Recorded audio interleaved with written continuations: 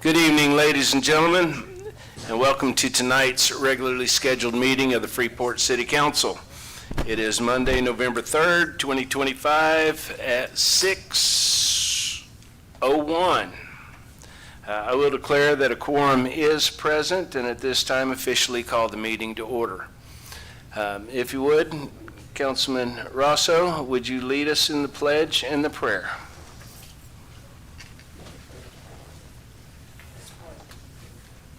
Lord, we thank you right now for another chance to come together to make decisions. We pray, Lord, that you would be with us, guide our minds, guide our hearts.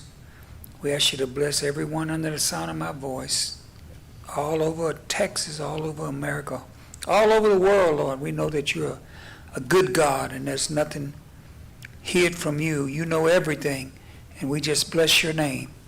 In Jesus' name we pray. Amen. Amen. I pledge allegiance to the flag of the United States of America and to the republic for which it stands, one nation, under God, indivisible, with liberty and justice for all. Honor the Texas flag. I pledge allegiance to thee, Texas, one state, under God, one and indivisible. Thank you, and you may be seated.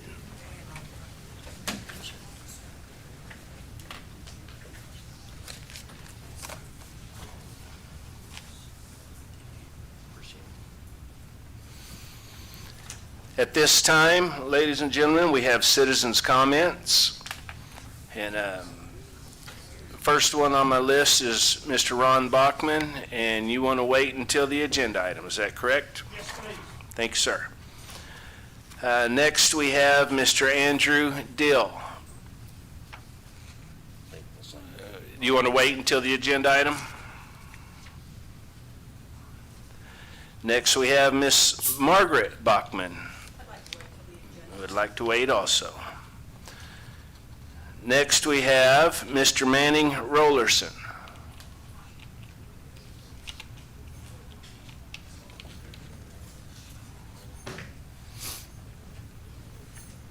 Good afternoon, everybody. Good evening. Thank God for this day. It's a good day. A day that a lot of people don't have to starve in this country because this country has turned to the point where so-called Christianity and praying has failed by governance in the so-called church in America. Because people suffering. The same people that sit up in front of you in leadership is the same people spreading the hate. The same people that's forgetting about the hungry. The same people that's forgetting about the homeless. The same people forgetting about the poor, the strangers that Corinthians talk about. Those same people. Our national problems is our local problems because it starts local. Freeport didn't get like this yesterday. I'm 63 years old, so Freeport didn't get like this yesterday. It's many years of governance of the people that say they have so much morals, so much faith, put God in it. And what they do, make judgments that harms, talking about the greater good. Well, what is the greater good for the city of Freeport in 57 years? I like to see the greater good because I live here. I raised 5 children, I have 27 grandchildren, and add a great-grandchild yesterday. Nice. What has Freeport done to make the life better for all the citizens of Freeport? Because I hear everybody coming here complaining about all this stuff, but I've seen nothing happen. We don't have communities. We got to vote on something that was promised to be built 70 years ago, and we still don't have it. There were promises made with Mr. Bass. We still don't have them houses or streets being cut in here. None of this stuff is being done. We quick to give away every asset of this city to industry to grow, rezone for industry to grow. We still have not grown Freeport. I was 5 years old when the promises was made to buy that land back there, that urban development land. that was just given away, but where's our subdivisions? Because those are promises that this city has never kept. And it don't keep its promises. Now, y'all make decisions for these industries to come in this community, but I want one thing that y'all need to do. Lords of London, Maritime, and every insurance company that insures Freeport LNG, y'all need to start pushing them contingency checks into this community. Because the port will be receiving a letter from me soon, because the Lords of London and everybody that insured Freeport LNG, they coming to the table to talk to Manny Rollerson. Because I done found out they had a contingency on every single citizen in this city. Why didn't the city force them to do it? And why didn't the Port of Freeport force their vendor to pay the citizens for toxically poisoning this community? How can I find out what y'all already know? And why haven't y'all done anything to protect us? You just got to pray for the safety of the people in the community. How is that possible when you're making decisions that's harming us? The decision's supposed to help us and grow us. Freeport ain't grown in 57 years. We hear a bunch of excuses, a bunch of promises. Not one promise been kept by Walker Royalty or Jason Wong. Not one problem. Not one of them has been solved. But yet they come in here to beg to rezone, huh? Build them houses, then think about rezoning. But other than that, let them keep their word. Thank you, Mr. Rollerson. And congratulations on that great grant. Thank you.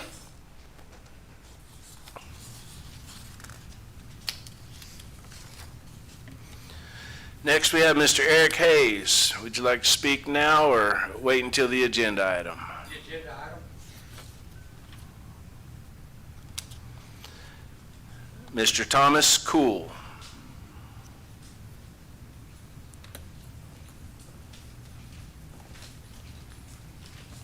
Good evening. Good evening. Council. Okay, y'all probably know what I'm here. About the stop sign on 4th Street and Pecan Street. I don't see nothing being done. You know, on 4th Street, that's 6 blocks long from Holly Street to Velasco Boulevard. Pecan Street's right in the middle. Been 95 citations on that street. 23 crashes in that intersection in the last 10 years. I mean, come on. Only 2 tickets for passing up that stop sign. Something needs to be done, you know. Right now, apparently I can't do it by myself, so I'm asking the residents, the people of this community, please, let's back into this. People watching me on online, please, let's get something done. You know, from the first time I came to this meeting, the next morning, there's 2 officers patrolling that intersection. And I spoke with one. And he told me, you're right. There is a problem in this intersection. Him himself almost got hit by a vehicle that very morning. Come on. So please, residents, citizens, back me up. Let's do something. I've been told twice, practically laugh in my face because what I'm fighting for. I didn't like that. I took that as an insult. And people know who I'm talking about. I demand an apology from him, and that makes me wonder if you are laughing in my face. Come on, we're talking about human lives here. People, wellness, especially the kids. Because I witnessed 3 accidents in the last 7 years there. It wasn't nothing nice, nothing at all. All you hear is just metal just crashing. I mean loud. You look up, you see parts of cars flying, cars landing in yard. From them 6 vehicles, all 6 of them had to be towed away. And there were children in them vehicles. Thank God nothing happened to them. Thank God. But you know what? Something's gonna happen. Something's gonna happen pretty sure, and I hope y'all don't have it on y'all's chest when it does, because I've been telling y'all that. And please, I'm begging and asking for people to back me up on this. If y'all care about the citizens and residents, And even people just coming through town. Something needs to be done. You know, that traffic on 4th Street, they just fly. I see them pass that stop sign, left and right. I know officers can't be there 24/7. Something needs to be done. Thank you. Thank you.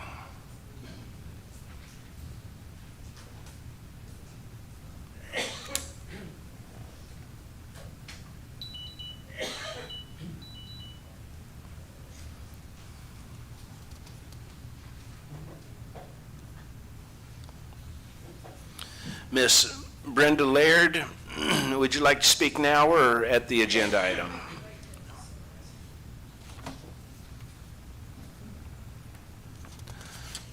Mr. Sam Reyna.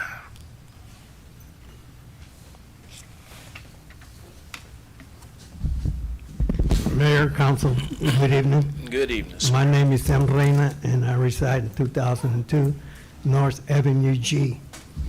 I agree with Councilman Peña to implement the use of gunmetal detection wands for all visitors and officials attending council meetings. But we should adopt the system of rules governing every courtroom and chamber. Not only gun and metal detectors, but audio recorders recording all transactions before and after council meetings, and code of conduct, removing all hats and caps as you come into this chamber. That's a rule in all courtrooms. You come to the door, you remove your cap. I am guilty of entering your chamber with my cap on. I apologize and promise it will never happen again. The request to place item 6.0 on the agenda was made by Councilman Peña in response to repeated verbal attacks and physical threats made by George Matamoros against residents, city contractors, council members from Ward B, and Mayor Pro Tem during and following council meetings. I'm sure Councilman Peña has the names and addresses of the residents and contractors. If so, he should forward that information to the rest of the council and city manager. Councilman Matamoros needs to know the name of the accusers. If anybody is guilty of verbal attacks and physical threats, it's Councilman Peña and Councilman Davis. KCSL has a lawsuit against the city and Jeff Peña for that reason. And Councilman Davis had threatened former city manager Les Petty. Councilman Davis did not want to pay his water bill, said he didn't use that much water, and had Viola read the meter again. Same results. Petty wrote it up as non-payment and had to pay no late fees. But that was not the only time. Davis did not pay his water bill numerous times, and Lance Petty would always write it up as non-payment and no late fees. Why did Mr. Petty give Councilman Davis that privilege? Because he felt threatened by Councilman Davis. Councilman Davis also made a police officer feel threatened. Mr. Davis called the police officer and suggested to vote a certain way during Chief Howe's dilemma. Two officers were present when Councilman Davis made the phone call. That's a violation of the charter, section 3.08, and he can be recalled for that. If he needs to talk to any city employee, he has to go through the city manager. He don't do it on his own. Evidently, he doesn't know his charter. Councilman Matamoros is a threat. He's a threat against Councilman Davis and Councilman Peña's conspiracy. They will try to discredit Councilman Matamoros every chance they have. We need to stand beside Councilman Matamoros. Thank you. Oh, Mr. Pennington, thank you for putting up all them doors in City Hall. Keeps all council members and citizens that don't have no business room in the hallways. Thank you, sir. Thank you, Mr. Reyna.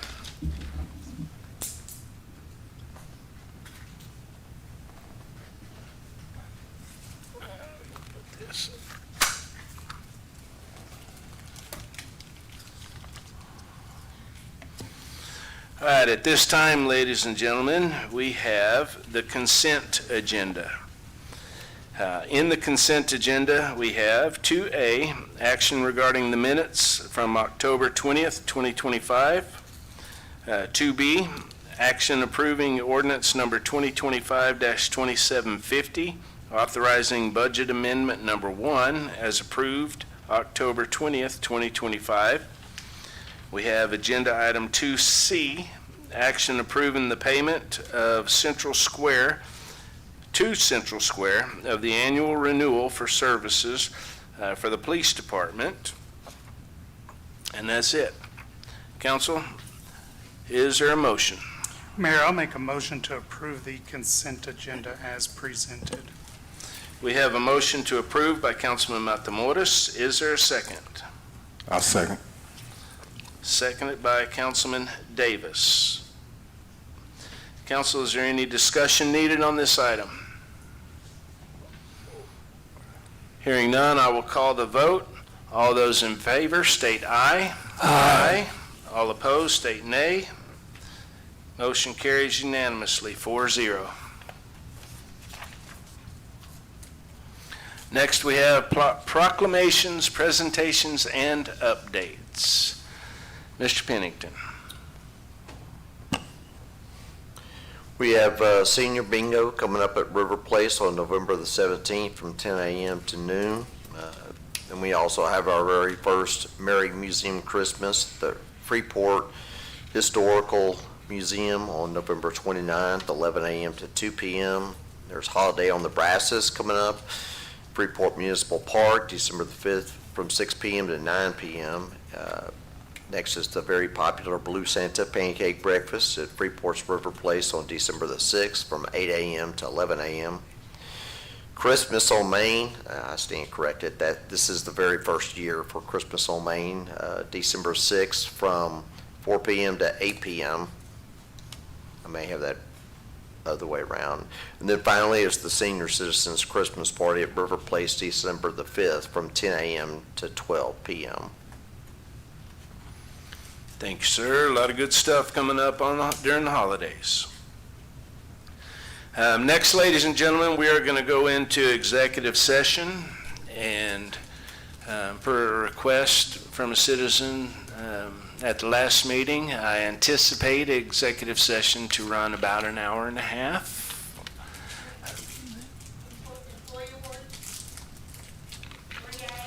3A.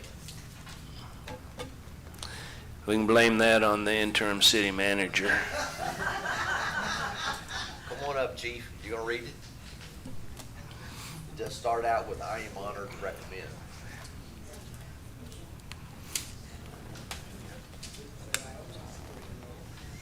It's like an engineer. We do.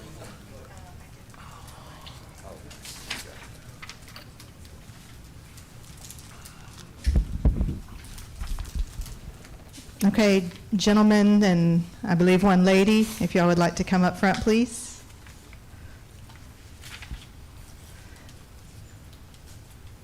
So we have two different groups. Well, actually, one group and then one individual. And so I'll have first the group stand together. Swap out with. Okay, there we go. And then Early can go to his group. Okay, so we have two different sets of situations, but both I felt definitely deserved recognition.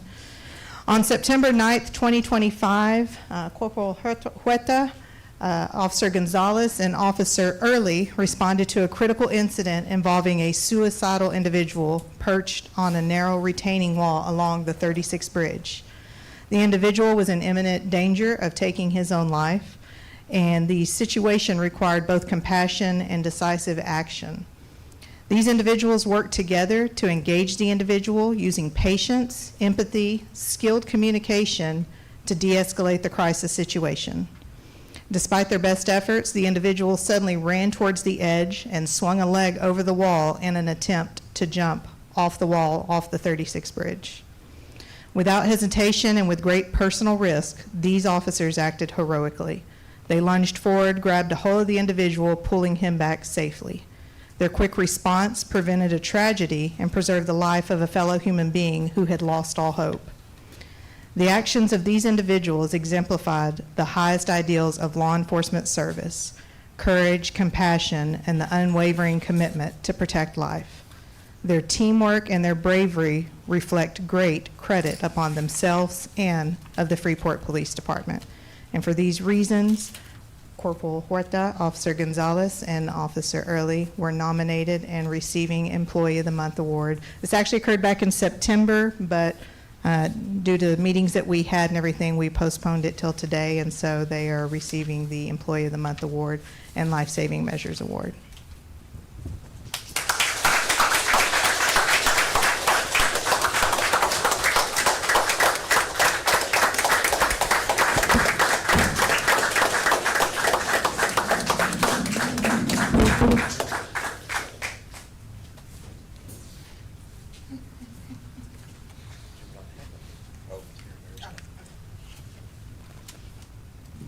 Well, the mayor signs those real quick, those certificates.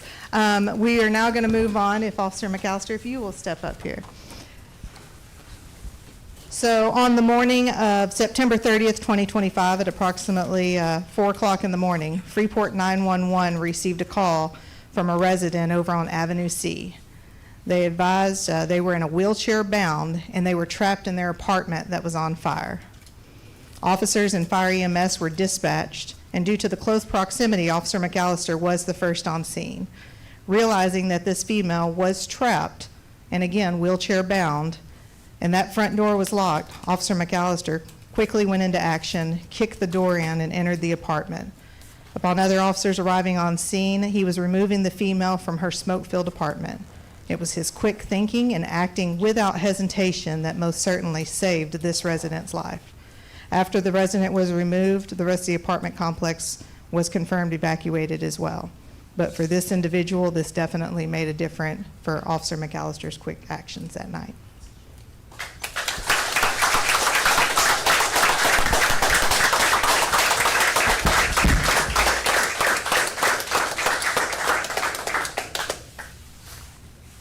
Officer McAllister, please step up here. On this side, Captain will get this picture. Where? Yeah.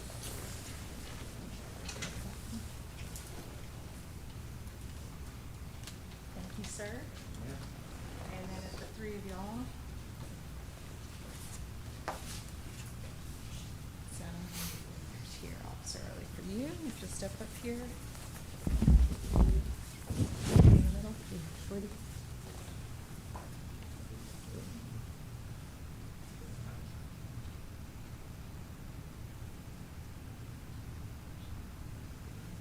Thank y'all so much. Thank y'all again.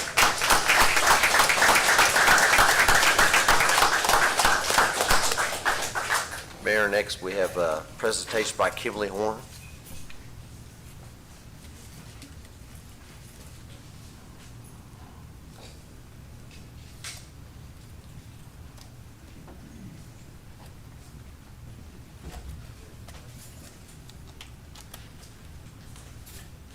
right, cool, so that works. Ready? Yes. All right. Thank you, Mayor. Thank you, Council, for having us here tonight. So my name is Stephen Kelly. I'm with Kimley Horn & Associates. I serve also as y'all's city engineer. Tonight we're going to talk to you guys about impact fees. We call this presentation just Impact Fees 101. Brought a couple partners with me to present with me. Mr. Ben Plett right here. He'll be presenting with me, and then in the audience as well as Miss Victoria Baltazar. She's on my team. She works directly with city staff as well. So what we're going to talk about tonight, impact fee basics. What are they, and almost as importantly, what are they not? Who administers them? The different impact fee components that there are. What makes them up? What makes a impact fee project successful? Taking a look at some of the local impact fee market and some other cities and municipalities that have impact fees. The different steps to implementing impact fees, some legislation updates that are happening literally right now, some that happened in September, some that are about to happen in January. Then just other funding options you have, and then some project experience that we have as well.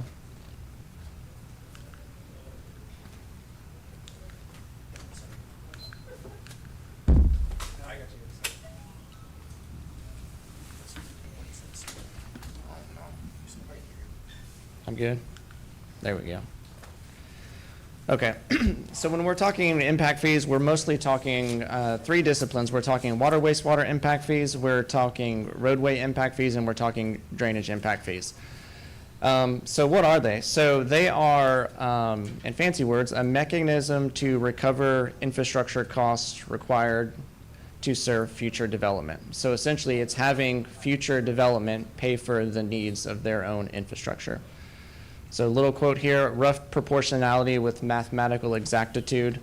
It's governed by Chapter 395 of the Texas Local Government Code. They've been around since 1987. They're widely used throughout the state. And then just like I said, the ones that are allowed in Texas are water, wastewater, roadway, and then drainage impact fees. And then also to cover what they are not. So just to be clear, to share with everybody, it's not a tax, it's not a fee that's assessed to existing customers, and it's not a rate increase. So impact fees, and we'll get into kind of the meat and the nitty-gritty details, but it's a mechanism for having future development pay for the needs that the city would have to provide anyways. So a couple of benefits of impact fees. It's a tool. It's a tool for funding infrastructure systems. Provides for the orderly growth of the community just by means of how you have to set them up and assess them. There's a lot of planning components that go into it, and that kind of sets the background for what you can do and then how you can assess them moving forward. But it just gives the community a plan as well. And then allow balanced funding combination that recognizes the benefits of growth as well. So who administers them? It's City Council.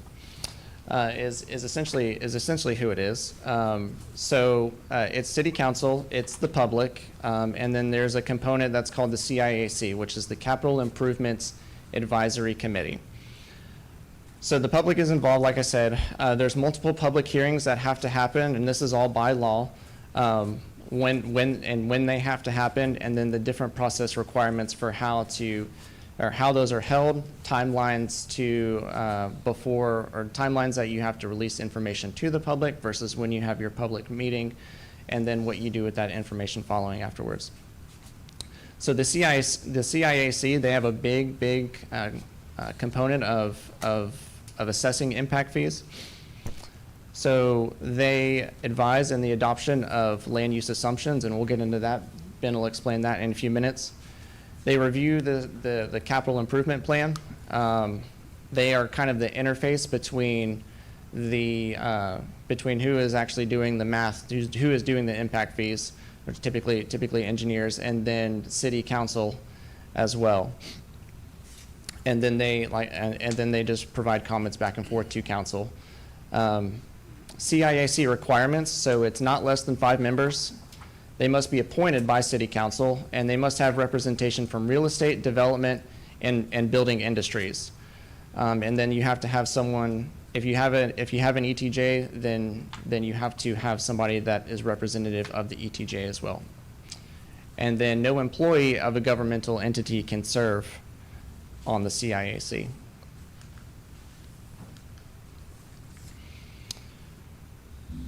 So planning and zone, actually, you know what, I'll roll through this slide quickly, but it's a little outdated. We're going to touch on a later slide here in the presentation that there's some recent state legislation that makes this a little outdated.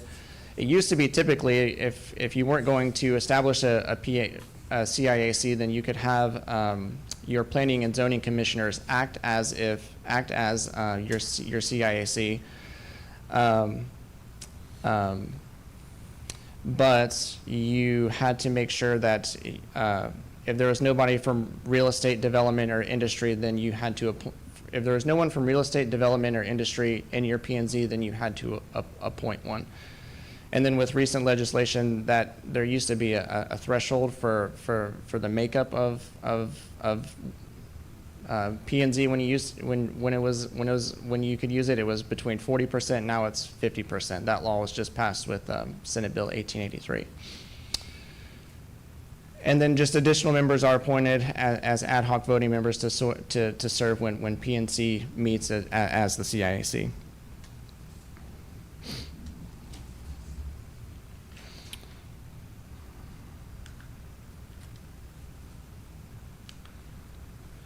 Then quick table here. So just to highlight the things that impact fees can and cannot pay for. This is pretty important information. So things that impact fees can pay for, they can pay for construction costs of capital improvements on things that are on this. Whoop, my bad. Oh, did I do that? There we go. Construction costs of capital improvements for projects that are on the CIP. One thing to note is that you're asking development to pay for the capacity that they need. So it's development paying for the capacity of new growth. You cannot use impact fees to pay for improving existing conditions, provided that that has nothing to do with new growth. So it's a kind of a big nuance, but that's a really important piece to understand. They can pay for survey and engineering fees. They can pay for land acquisition costs, including court awards, and then the debt service of impact fees through the CIP, and then to update your impact fee study. Impact fee studies have to be updated every certain amount of years, and there's a specific process that you have to go through that through 395, and I'll talk a little bit about that in a later slide as well. So things that they cannot pay for are projects that are not in the CIP. So if there's just a run-of-the-mill project down the street, we need to go take care of it. Oh, well, we have impact fee dollars, let's do it. Nope, can't do that. So they have to be designated in the city's capital improvement plan. You can't use it to repair or operate and maintain existing or new facilities. They can't be used to pay for upgrades to serve existing development, and they can't be used for just administrative costs of operating the program as well. All right, Ben, you want to take over? Yeah. Thanks, Stephen. So now I'm going to go into a couple of the components of the actual study itself. So you're hearing about kind of the adoption process and what they are. Now we're going to go into kind of what the study itself looks at. So each of these has its own slide here, so we'll go into them individually. One of the first things you do is you need to establish service area for each type of impact fees. Most people for water, sewage, and drainage use just a city-wide. You can take money from anywhere and spend on a project within the city anywhere. Transportation impact fees or roadway impact fees are a little bit different. By state law, they have to be spent within 6 miles of where the development is that they collect them from. So just a little bit of a nuance here. And the thought about that is, most people drive within 6 miles of their house is the thought. It might not be true, but that is what people are thinking. So you don't want to take money from one side of the town and go spend it on a big project on the other side of town that development doesn't get any benefit from. The next thing that you would do is establish land use assumptions. So we're trying to look how much is the city going to grow in the next 10 years, because that is how you project how much. I do roadway impact fees predominantly. Roads you need, but the same thing for water or wastewater. How much facilities do you need to serve that growth that is coming in? So usually we'll do that by looking at, comp plans from the city, looking at, data available online and things like that. Usually we're adapting other studies to figure out these land use assumptions, future land use maps, things like that. Population projections. And you want to figure out, how many residential units are coming in and also how much commercial units are coming in as well.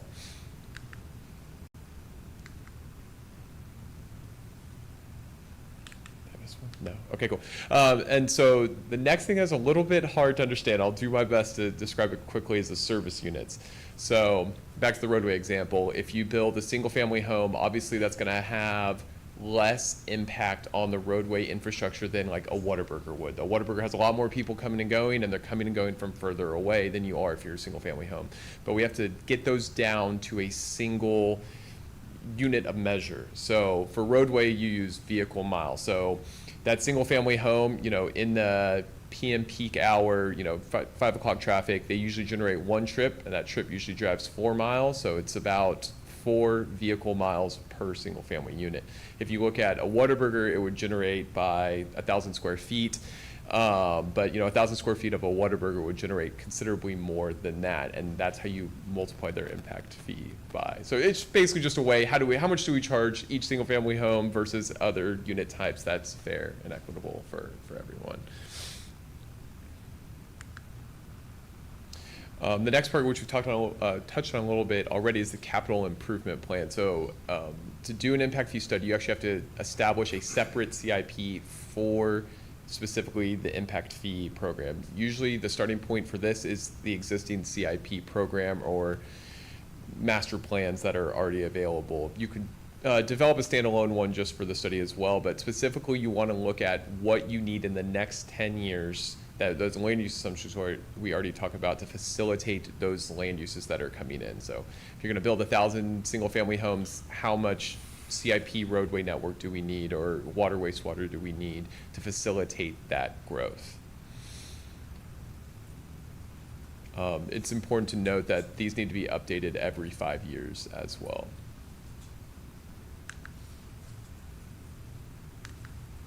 Okay, cool. And so you take all those components, and the purpose of them is driving towards getting a max impact fee per service unit.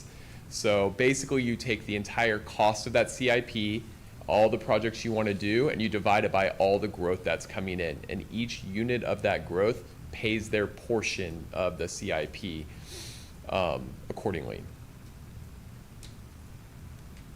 It's important to know that you can always give credits against impact fees. If a large developer wants to come in and build their own water line that's on the CIP, you could give them credit for that. So you're, in the end, you can actually get developers to build things instead of just collecting money for the city to go build things later on. So things for if you did a large single family development or a large industrial development, they might build all their own infrastructure and it'll look the exact same to them because they're getting offsets either way. Hit it again, it needs to be updated every 5 years as well. You make a 10-year plan, but it's on a rolling basis, so you update it every 5 years to make sure it's the most up to date. One of the last components of this, so when you've done the whole study, what is done is you get a maximum impact fee, but you don't have to charge that maximum impact fee. A lot of cities, it's a new thing, they don't want to discourage developments. What they'll do is they'll set a collection rate of that maximum fee below for a few years, or at zero, and ramp up to it while the development community gets used to this new impact fee that is coming in. So that collection rate is set by council. So if you decide you want impact fees, it's not like the cart's going and it's going to have to be all this money on day one for developers to additionally pay. You can ramp that up as needed. Because of the new state law, you are locked in for 3 years for whatever you set it at initially, and then you can update it every 3 years afterwards as well. The pie chart at the bottom is just like a purely fictitious example, but this is really the point of this to say is impact fees is one tool to pay for infrastructure. It's not going to be a silver bullet. It's not going to pay for everything you need. By mathematical exaction, it only pays for the growth part, but of course there's going to be maintenance involved and all of that as well. And by setting this collection rate, the navy blue part of this pie, you can set this as big or as little as you want. It'll never be 100% of it, but it can be up to, this example, a little over 50%. But if you don't want to use this money for that and you want to instead put the burden onto taxpayers, you can make the orange part of this slide a little bit bigger. So that's where the setting of the collection rate comes into place.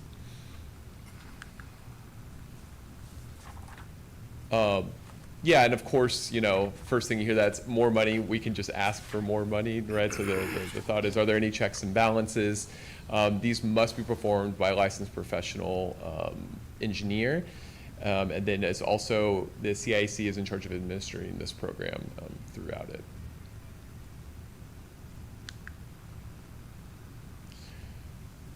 Last thing with about the project itself, conducting the study, the most important thing to have is defensible, up-to-date master plans. You want to already know what the city wants to build before you start charging fees for it. You want to have a study done, understand what roads you need, understand what new sewer lines you need before you actually do the study to start charging people for those plans.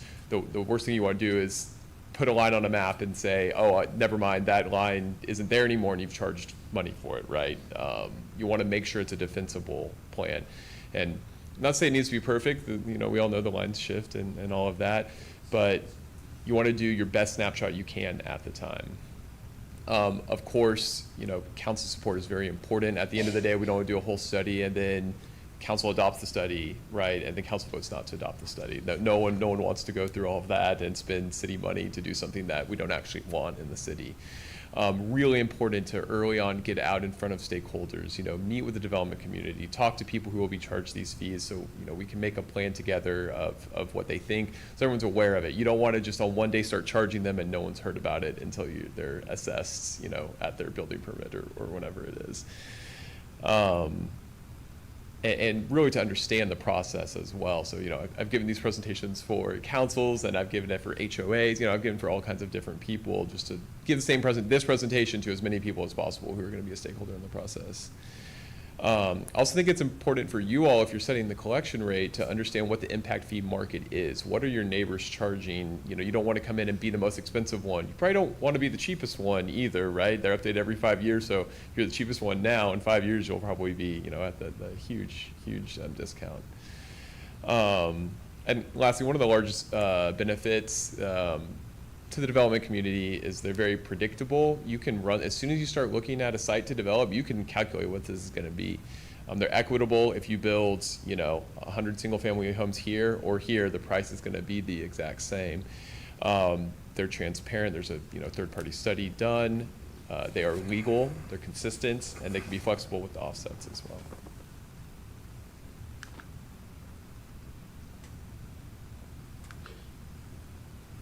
Hand it back. Yeah, let me jump back in here. Okay, so just highlighting to you guys kind of the local impact fee market. I just picked a few cities out of the local Houston area that assess their impact fees. So it's down to the tune of like, if you take a look at Baytown, they have their water and their wastewater. Well, if you look at their total impact fee, EDU, that stands for equivalent dwelling unit. That's a fancy way of just saying single family house. They pay about $4,200 one time. That's a one-time fee. Pearland is quite a bit more, $9,200. Friendswood only charges water impact fees. That's about $5,400. League City water, wastewater, $2,600, and then Alvin, it's a little bit more. So the ranges vary, and like Ben was hitting on, like. The whole point of an impact fee study is to set a maximum assessable rate. So that's as high as they can go. So they can be any number between 0 and that number, depends what city council wants.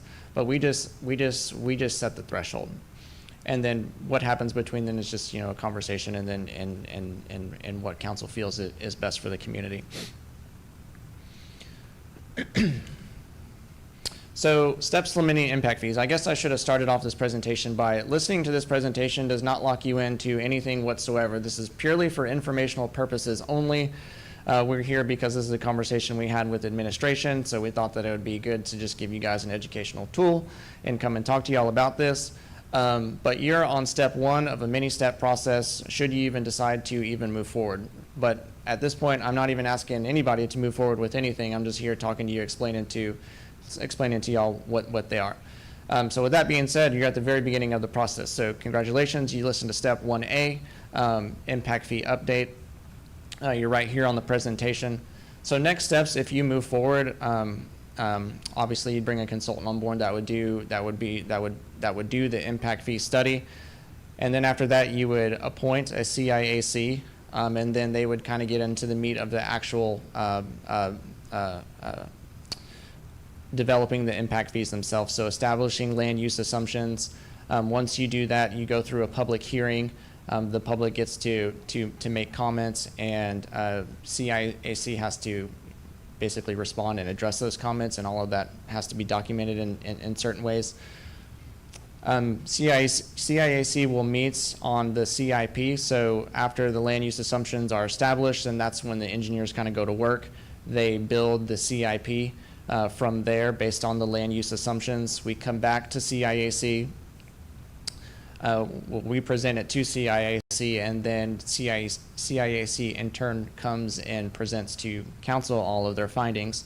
And then at the end of the day, there's another public hearing where we basically have set the threshold for the maximum assessable impact fee. And then the last step is finally for council to actually adopt an ordinance that sets them in place. And once they're set in place, that's when the timeline starts. And then, you know, development from day one thereafter, it starts to is charged an impact fee. So some legislative updates that have happened actually fairly recently, like I mentioned before, and then that will be effective come January 1st. So Senate Bill 1883, this went into effect on September 21st, so it added a few things or revised, well, actually it added more than it revised. To Chapter 395, I have here just some quick bullet points: audits, adoption threshold, increased frequency, public access appeals. Basically what that is, and I had to come and write this down. So the audit is that an independent financial audit must happen before increasing impact fees or adopting a new one. So that changes the way that they were impacted before, because under previous legislation, basically if you came up with a total dollar value of your CIP, if you did not do a financial audit, you basically cut your CIP in half as just a way of saying that you're not going to do it, and then you calculated your CIP, or I'm sorry, your impact fee based on that. But that's not the case anymore. The adoption threshold is you can't increase fees for 3 years. The increased frequency, that's a little misleading. It shouldn't say increased frequency. It has to do with the way that they are approved. So it used to be through Chapter 395 that you just needed a simple majority of your city council to adopt them, but that's not the case anymore. You need at least a 2/3 vote. So it makes it a little bit harder to get them past that council. For the public, you have to publish the information that you need for public hearings and other meetings, like if you come to council with a presentation, things like that. That has to be published at least 60 days in advance of whatever the date set for that meeting is, whereas before that used to not be the case.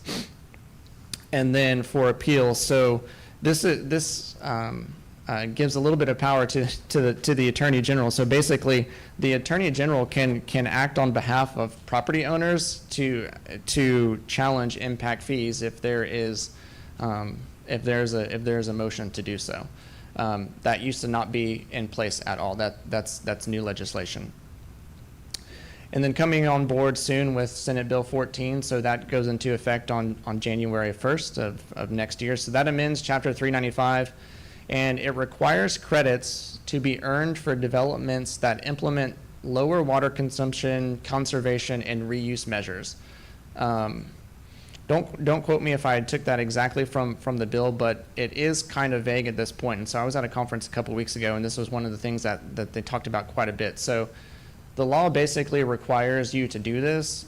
The law basically says that you have to do math, but the law does not say how you have to do that math or what makes up that math. And so they leave it up to the city's discretion to basically figure it out themselves. And so a lot of cities right now are scratching their heads going, how do we do this? What do we do? And so they've leaned on, or they've tried to lean back on state legislators, and then other state agencies like TCQ and things like that to help them figure this out. But that does go into effect on January 1st. So funding options. So this is simply just to highlight that impact fees are just one tool in a toolkit. This is a potential toolkit that a city has for funding options. It's simply just a way to create another revenue stream for a city And it's a way that the revenue stream looks solely at the future development that's coming in and asking them to pay their fair share of the infrastructure that they're going to need and the infrastructure they're going to use. But outside of that, I won't go through all of these. Some are more beneficial than others. Some get a little bit more opposition than others. But at the end of the day, it's just another tool in your toolkit. You don't always have to increase rates. You don't always have to increase taxes. You don't always have to go through bonds and things like that. Those have their place, and they can be very effective. But this can also be an effective tool as well. So I won't go through all of these cities as well. We've done impact fees in a lot of different places all over the states, all over the state, over the past 20 plus years, and we have a lot of experience doing so. So happy to, I guess with that, I'll close this out. Here's our contact information. Happy to answer any questions that you guys have, or talk more about it in the future, and we'll keep you guys posted. We appreciate it. I have a couple of questions. With regard to, now that any developer, if they're developing in the ETJ and they can get out, does that, I think that's going to be like the big downfall of impact fees, right? So, I mean, are they going to be very common anymore, impact fees? Because you can't impose it in the ETJ anymore, basically, right? Unless they agree. That's true, but also doesn't the city have to allow somebody to leave the ETJ, No. right? No. They can do it as of right now, so they can just automatically are allowed to withdraw from ETJ. And then the other concern I have is about that calculation of credit, because there's no formula, right? There's no real guidance on Right. that. And because the AG is just waiting to jump in and sue the city, isn't that a big risk to do an impact fee? Because we're required to calculate these credits, but we have no guidance, and so we guess, and then we get served by the AG, and they make us pay their attorney fees or whatever. They can be pretty harsh if they come in and sue the city. So, I see that as maybe a big, until that fleshes out, that new legislation, Right. I'd rather have other cities, try that out and see how it goes first, because, you don't necessarily want to be the first one to get sued by the AG because you didn't calculate the credits in a way they thought was fair, right? Right. So, Yeah, and all unless that's- you can get an agreement with the developer, where they sign off, and then okay, they're not going to go complain to the AG, but, Yeah, all of that stuff is going to take some time to figure out who, it's just going to take some time to flesh out. And the sense that I got when I was just talking to people is that they're really apprehensive about, what to do here. But what was it? It wasn't 1883, it was the one before that. 1883. So I think one of the points of Senate Bill 1883 was to really hold cities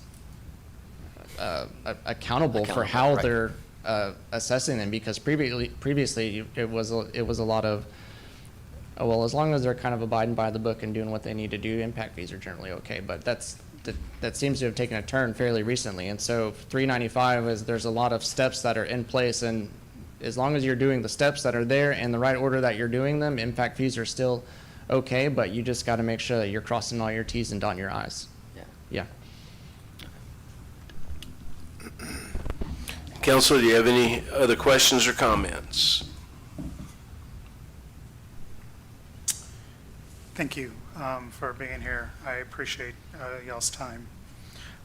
So going to the impact fee basics capital improvement plans, where the components that can be paid for through an impact fee program. If we create a impact fee program and when we create our CIP, would we be able to, in that CIP, create a plan and then a funding mechanism to upgrade our current facilities for like wastewater and water, but to serve that development only? Because we have aging infrastructure, it would tie into a current, like, let's just say lift station but we would then have to upgrade that lift station to support that development. Would that be eligible expense if we put it in our CIP? So Ben, correct me if I'm wrong, but I believe yes. So for facility work, could you rehab an entire plant? Potentially not, but you have to figure out what part of the expansion or for a lift station or a plant or whatever it is attributable to growth, and you would apply those dollars to that project. And so basically it's would help you fund part of it, but not all of it. Okay, Yeah. okay. So if you're going a 6-inch line to a 9-inch line, you get credit for the extra 3 inches. Okay. But same thing for facility, however many gallons you get. Can you speak in the mic, please, for, Sorry. I'm sorry, but for Yeah, those that no, are no, watching yeah. at home? So I think in like roadway a lot, right? So if you have a 2-lane road and you want to go to a 4-lane road, you got to rip out that 2-lane road and put a new 4-lane road down. So the dollars there all count, but you only get credit for the amount of capacity you have. So you only get credit for half of that cost. So same thing with the 6-inch line and a 9-inch line, or building a new facility where you could increase the gallons per day or whatever it is. You get credit a similar way. Okay. Okay. And so when we would create that CIP, we would have to, I guess, map out for all of our future developments, every single thing that we would want to pay use those impact fees for at that time, or would that be something that we could update on a, like you said, a 3-year basis? You would update them on a 3-year basis, but when you first do your impact fee study, you're looking ahead at a 10-year projection. And so like on the water wastewater side of things, we're looking at could development go and assigning a capacity based on gallons per day, something like that, to that development, and then figuring out the delta between what's existing and what's proposed. And then once we do that, we assign a capital cost for those improvements divided by the number of future connections, and that's basically your impact fee. And so you repeat that process every I guess it'll be every 3 years now with the most recent legislation, but it's the same process that you just update every 3 years. Okay, okay. This was enlightening. I may have more questions, and if I do, I'll reach out Sure. to Dan and then have them passed on to y'all and get some answers. But I Great. appreciate y'all's time. Absolutely, appreciate it. Thank you. Good questions, Councilman. Council, anyone else? Any questions or comments? Hearing none. I appreciate the time. The presentation was great, and we will put this in our toolbox.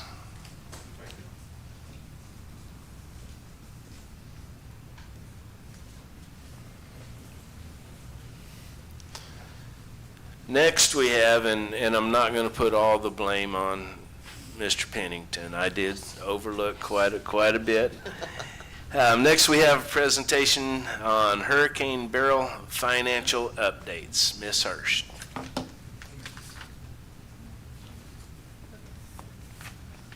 Good evening, Mayor and Council. I put together a little presentation. We've heard a lot of chatter regarding Hurricane Beryl. Nothing was being done, so we wanted to just educate the public. I kind of threw it together and sent it to Mr. Pennington. He thought it was good, so here we are. So tonight we will, at a high level, cover how the process works, what services we have submitted for reimbursement, what we're planning to submit, how much we've spent so far, and what funds are being used for that, and then as of today, what our anticipated final bill we are looking at. So FEMA, when a disaster is declared, there's 2 separate categories of work. You have your emergency work. That's what's always going to be declared first. When a disaster is extensive enough, then the permanent work category will kick in.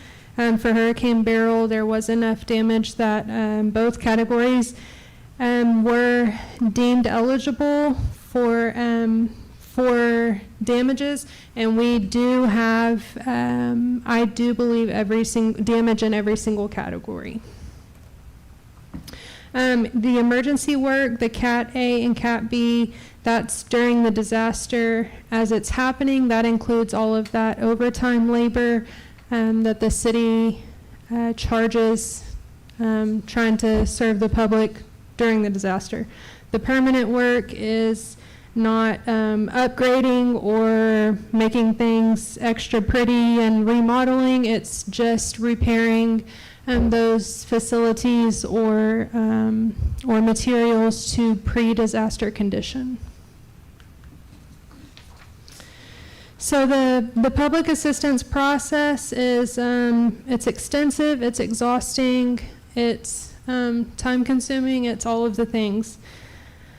So the disaster starts, and then the PDA, FEMA will start requesting those PDA, which is the damage assessments. As they continue to gather that information from all over, it starts at the ground level, gets its way, or works its way up to FEMA. That's how they determine what categories are deemed eligible, and then it goes to the governor's request for him to declare it. After that, the declaration is made, and generally at this point, the disaster is happening right then or has just ended by the time that declaration has been made. At that point, the local entity has already began the documentation process in anticipation for a declaration or in hopes of a declaration. We then kick off a meeting with FEMA so that they can get a very high level peek into what we're looking at. They'll make sure, yes, we're going to need their assistance, and then they help us submit the public assistance application process to get it declared for us specifically. And then we begin the damage inventory, also known as the DIs. This is where we're going to identify every single damage that's been done in the city. So, for instance, the softball and baseball fields, we had scoreboards, we had dugouts, we had, there was a couple of storage sheds. So each of those falls into its own damage inventory. So, City Hall, same thing. The golf course had several facilities with multiple different damaged facilities. So all of those fall into its own DI, and that's how we track those expenses. And this is where it starts to get more time intensive on the entities as we try to track it for each damage inventory. On top of that, we're trying to keep it straight under which category of work it's fallen under, and then also what project, because after each category, it goes into a project number, and then within that project, we have all our damage inventories. After that, after we are able to either successfully satisfy FEMA's requirements on those damage inventory reviews, whether that's by submitting pictures, maybe we have insurance reports, maybe we have neither, but we have great maintenance records and we can show what was damaged. Either if we are able to prove that at that level, it gets pushed through right then. If we are not able to, then those site inspections begin. We've had several facilities that have required site inspections. Sometimes they can do it by desktop, which is over Teams. It's a lot of questions, a lot of paperwork. We have had a couple of adjusters, or they refer to them as adjusters, but a couple FEMA people actually come down and walk those site inspections with Rudy. I heard that was super fun. And then for each DI, we end up filling out I think they're 25-page booklets about that damage inventory, just so that we can try to prove, hey, we may be missing the pictures or the insurance report or those maintenance records, but this damage did happen and we really do need help. After we satisfy it by that, then we start submitting, or I say we work directly with FEMA. We usually get assigned our PDMG, which is our program director. They're going to meet with us regularly, keep us on track. So they'll start submitting those damage inventories up for their CRC to review. So that's FEMA's bosses. They're gonna make sure that everything's in order, that we can pass it through. Hey, yeah, they can prove that they've earned this reimbursement and this help from us. A lot of stuff comes back from the CRC. It's missing something or a question, more questions. So it's kind of a ping pong game at this point until we can get it cleared by the CRC. After the CRC says, okay, it's good, then FEMA's going to tell the state, TDM, okay, this project gets this amount of dollars. And then we shift our focus and we start working with the state, because now we're eligible to get our money, but we have to essentially start the process all over of each project, providing all that documentation, providing all the proof, and start requesting those reimbursements from the state, because that's ultimately where our money comes from. So at this point in time, we have received our first very, very small payment from the state. Pretty much everything else is still at that CRC level. We're still trying and working bi-weekly with FEMA to get those things approved so that it can get sent to the state and we can move on in the process.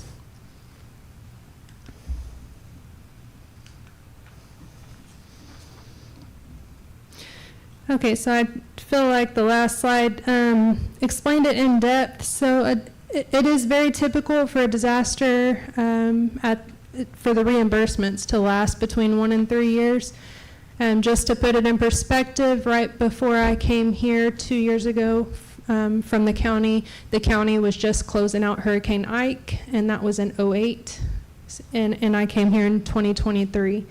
So it just kind of really puts it in perspective that it's not a quick process by any means.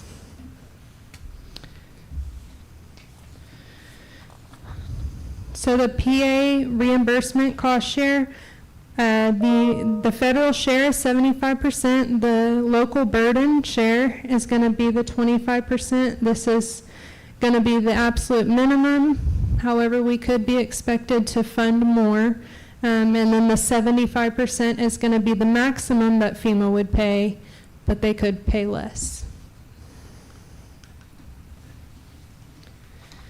And then here's our cost estimate for what we've spent since September. The Cat A, the city had a lot of debris. So in total, we've incurred roughly $946,000 in expenses. That Cat B, that includes all of our the emergency protective measures, which is while the disaster is happening, if they have to go unclog a drain real quick so houses won't flood, or a roof got tore off, we need to go tarp a house real quick. People working the extra dispatch hours, things of that nature.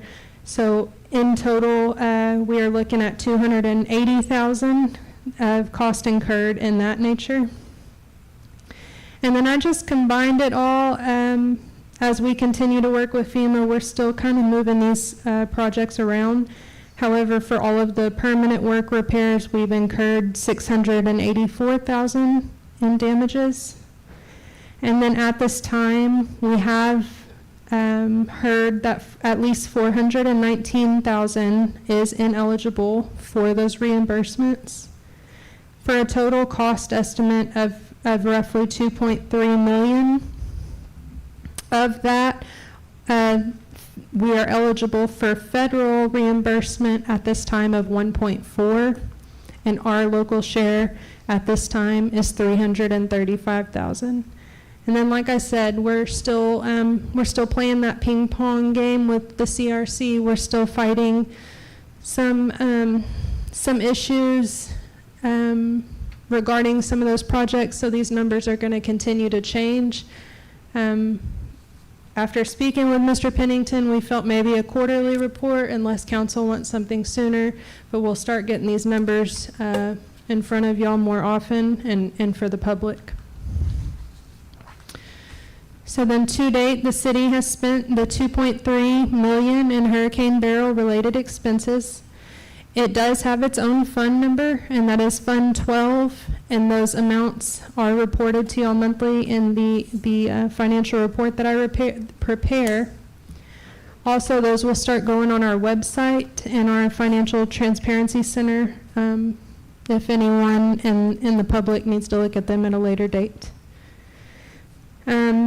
As those expenses are deemed ineligible, we will transfer from the general fund at the year end to cover that cost difference. The first time y'all are going to see a transfer from the general fund will be here in about a month when I bring the final transfer for the end of year 2025.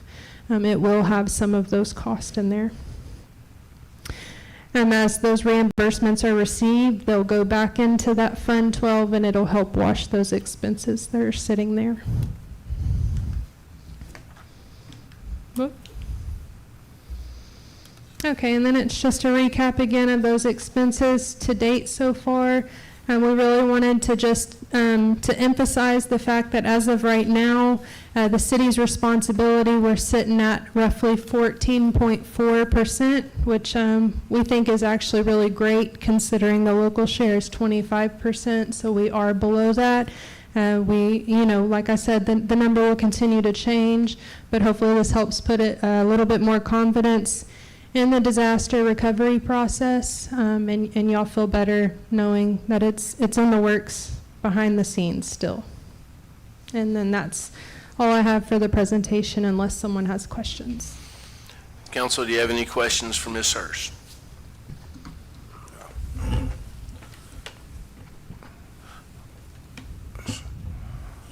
First of all, thank you, for staying on top of this. When you said we had got one small payment, what do we do with that payment? Do we put it up, or do we start? So we're not going to get any payments until we've already repaired the stuff. So we've already spent it, and then it just goes back into that fund. So it helped wash some of those expenses from the year. Okay. And the proof, the documentations and the proof, do we have that? I mean, mostly, all of that, I guess that's pictures, and I don't know what, but where are we at with documentations of the damages so we do have, that to turn in? So unfortunately, we are fighting a big hurdle in that aspect due to turnover in previous management that started this disaster. So we did lose some of those historical pictures that would be great right now. Unfortunately, it's kind of out of our hand. We've actually had a really great program director helping us, and so they've been able to get some things still deemed eligible that normally wouldn't be given the situation. And then on the flip side, there's been internal discussion about us preparing some educational slides and some FEMA training for city staff so that everyone knows how to handle this going forward, and no documentation falls to one sole person for future disasters. All right. Well, that's good to know. We're getting some educational things going on, so we won't run into this problem again. Thank God we exiting the hurricane season this year and without any hurricanes. So, yeah, that's a good deal. But once again, thank you for keeping up with this. And I think the quarterly, because it's so long, such a long process, that I think quarterly feedback is efficient. So, but thank you. You're welcome. Thank you, Councilman. Yes, sir. Thank you. Mrs. Hurst, thanks for putting this together. Did you put together this presentation as well, the PowerPoint, Yes, sir. and the graphics as well? Yes, sir. And that one flow chart diagram that you had on there, you also put that there, that graphic? Yes, sir. Using what software? Copy and paste. Why is it wrong? I know, I was just curious. Whatever it takes. So I actually found City of Houston's presentation, and that's what really inspired it. Sorry, Toby, I don't know what I did. I like it. Why reinvent the wheel? Yeah, I like this presentation. I like the quarterly updates. I think that'll be good and meaningful and helpful going forward. I'm kind of curious, when you're describing the historical documentation by the previous administration, previous management, what was lost, I'm curious what was lost and how it was lost. And what was valuable that was lost, and how, So pictures of of all the damages. It was on a previous management's personal cell phone they used as their city device. So unfortunately, when that person left, so did the documentation. So the only documentation that was, I guess, made of the damages was on that cell phone for all Of the city pictures, staff? yes, sir, unfortunately. We were able to recover, a couple departments were able to find some, but for the most part, we lost it. Have we implemented any procedures, best practices going forward, or at least, assignment of resources and individuals to document and making sure that that's all stored? Has that been rectified in that manner? Yes, sir. So I have her title is special assistant. She's now cross-trained. About a month and a half ago, we were coming to the end of hurricane season, and I was like, hey, the state refers to them as blue sky photos. We need updated pictures. I need y'all to go take pictures of everything today while it's sunny outside, so that if we get another hurricane, we can at least prove, hey, after Beryl, this is what it looked like on this day.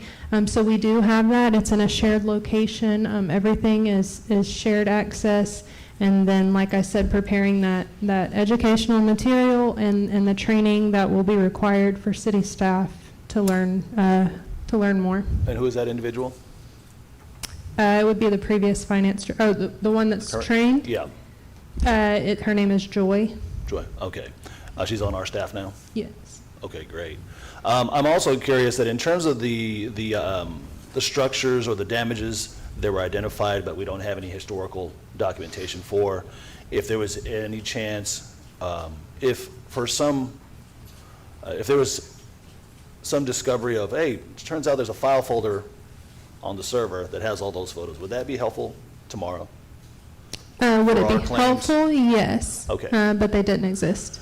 They don't exist in a server for the city, but I'm curious though, because, here we are in the information age, social media, whatever those particular damages were, say it was the baseball field, say it was City Hall, say it was whatever structure it may have been, has there been any requests from the public through our Facebook page to at least, hey, if you have any pictures of the hurricane before or after of those structures, maybe that would be helpful, just as an idea? I could ask. However, we're also past the deadline too. Well, yeah, So for whatever reason, we have tons of pictures of residents' houses. Mm-hmm. We don't have city facility pictures. It's the strangest thing to me, but like I said, at this point, we're just kind of doing recon and preparing to do it better in the future. Well, my last two questions is the first one here is that in terms of the damages, I should say before I get into that question, I'll just say thanks for making sure that we had no hurricanes directly hit Freeport this year.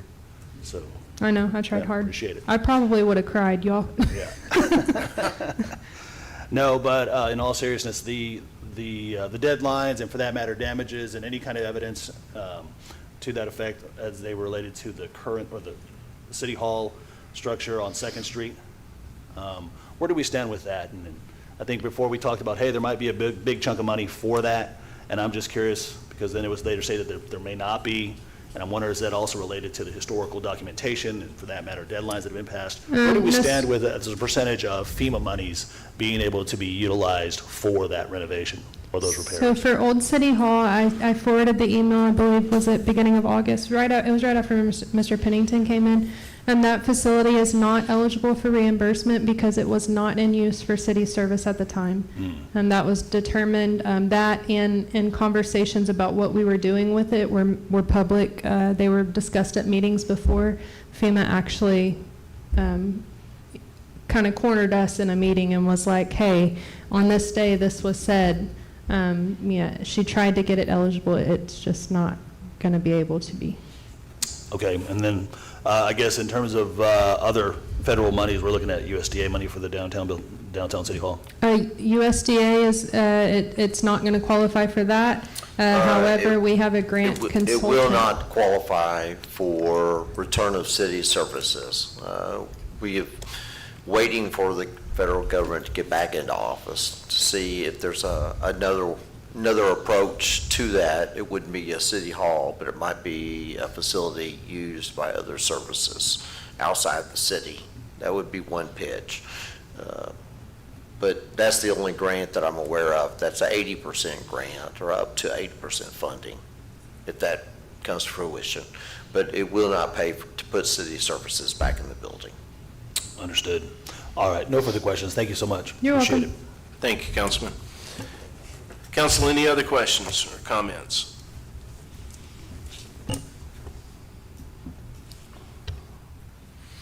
I've got one for you. Okay. Whenever we were initially going through this, you had mentioned that it's not uncommon that, say, the people that were coming down and picking up the debris, they were billing, but they were not requiring payment right away. Okay, they work with us and FEMA and all this. The 2.32 that you have on here that the city has incurred, has the city paid all of that? Yes, sir. Okay. Yes, sir. We're contracted with Ashbrit and Roston. That's who handles the debris for us, and so they were paid. And so in that debris category, we have their contract cost. We have some rented equipment that we had to use at the burn site, and then we have the city's labor while they were burning that debris out there. That's what makes up that category. Okay. So the complete 2.329 has been paid. Yes, So sir. we're just waiting all. on some money in return. Yes, sir. All right. That was a question I had. Council, anyone else? Any other questions or comments? I just wanted to say a big appreciation to Ashley and her team. She's working on this probably bi-weekly. I'm getting copied in the emails where FEMA's asking for RFIs, requests for information. They're having to go back and forth. So they are really fighting for every dollar that we have, and I appreciate her staying on top of it. I agree. Thank you, Ashley. Thank y'all. All right, before I get chastised again, is it okay to move on? You're good to go. All right, thank you, sir. Before we go to executive session, I would like to say, when we're finished with executive session, I'm going to rearrange the agenda a little bit, because we have citizens that are wanting to comment and participate. So when we come out of executive session, we're going to go to 6I, which is consideration and possible action appointing the resolution 2025-2991, appointing a member to the Senior Citizens Commission. From there, we're going to go to 6N, consideration and possible action approving ordinance number 2025- to amend section 155.1108. Then after that, we're going to go on to 6O, discussion and take possible action to implement the use of gun/metal detection wands for all visitors and officials attending all city council meetings. And that way, those that want to participate and speak don't have to hang out until midnight. So, with that being said, we are going into executive session. I do anticipate executive session to take about an hour and a half. So find a chair, get comfortable, and we'll see you in a little bit. It is now 7:25, and I will hereby close the regular council meeting and open executive session. Executive session regarding Texas Government Code, Section 551.074, Personnel matters. Number one, the interview with city attorney applicant Mark Swaim.